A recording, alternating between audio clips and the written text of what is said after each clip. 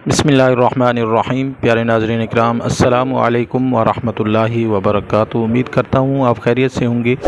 अल्लाह पाक आप सबको खुशियाँ अता फ़रमाए और तमाम आफ़ात व बलियात से महफूज फ़रमाए, तमाम तर परेशानियों से महफूज फ़रमाए। अल्लाह पाक हम सब को, तमाम मुसलमानों को खैरियत अता फ़रमाए, तमाम मुसलमानों पर अपनी रहमतों का नुज़ूल फ़रमाए।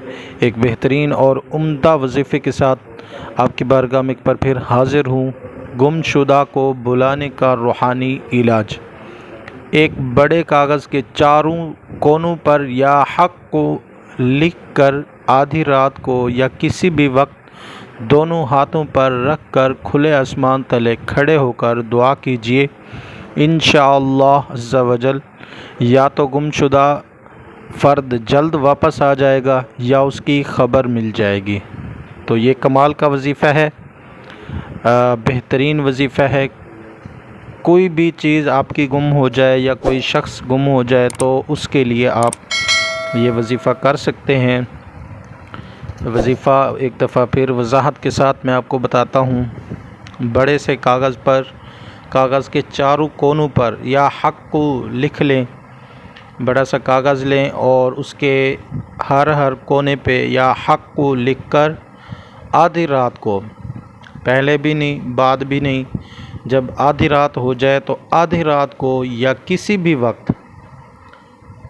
वक्त दोनों हाथों पर रख कर खुले आसमान तले खड़े होकर दुआ कीजिए। अल्लाह की बारगाह में दुआ करनी है। कोई भी वक्त आप इस पर सिलेक्ट कर सकते हैं, सुबह हो शाम हो। बेहतर यह है कि आधी रात हो।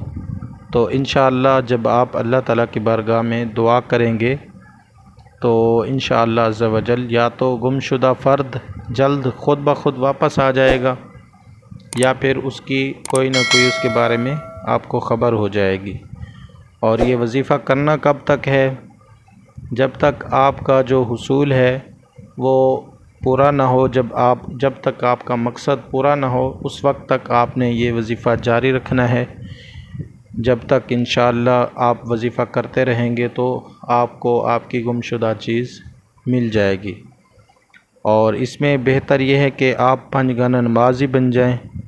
5 गाना नमाज के वक्त भी अल्लाह ताला की बारगाह में आप दुआ कर सकते हैं और साथ साथ दरूद पाक पढ़ा करें। जब आप दरूद पाक पढ़ेंगे तो अल्लाह तबारक व तआला की बारगाह में दरूद पाक पढ़ने वाले की दुआ भी कबूल होती है।